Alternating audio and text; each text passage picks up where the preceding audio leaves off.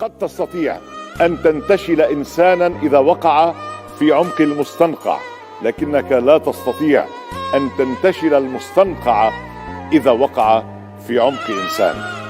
هناك قلوب سيئة كالمسمار الأعوج، مهما طرقت عليها لا تستقيم، ولذا لا تمكث طويلا مع كل من لا قلب لهم، فالحياة قصيرة وأنت تستحق أن تحيط نفسك بمن يمنحوك الأمل وبمن يحملون النقاء في قلوبهم. هؤلاء هم الذين يجعلون العالم أفضل بمجرد وجودهم.